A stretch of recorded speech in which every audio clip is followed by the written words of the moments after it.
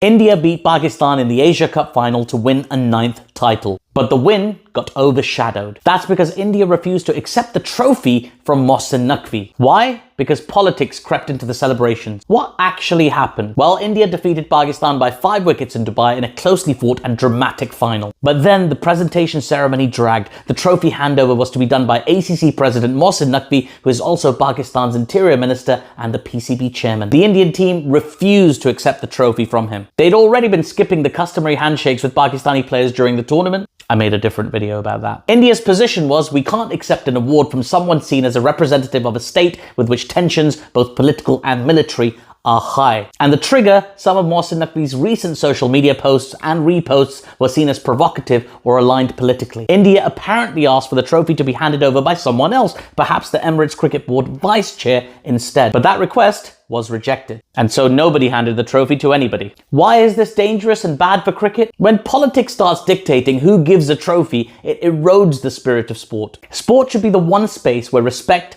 fair play, shared rituals like handshakes and trophies transcend diplomatic rows. These traditions exist to show humility, acknowledgement, and even mutual respect in rivalry. Skipping them sends a message that rivalry equals disdain.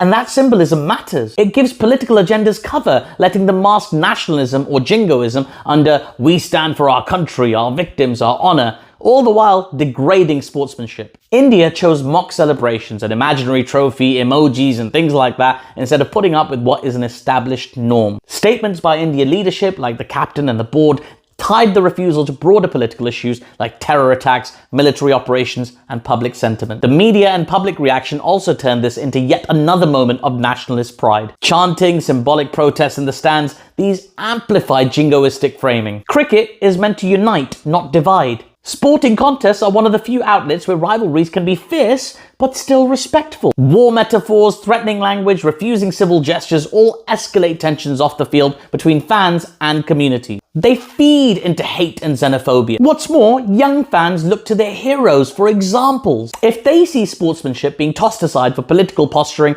that sets a dangerous precedent. Playing Pakistan or India is always loaded, but on the field, there should be rules. There should be grace. We must ask the question, when did respect become optional? When did winning become about making a statement instead of celebrating achievement? Because at the end of the day, a trophy is more than just metal. It's symbolic of fair play, unity, and tradition. Let's hope cricket's custodians, the players, the boards, the fans, remember that sometimes magnanimousness feels more powerful than victory. That's what I think anyway. What do you think?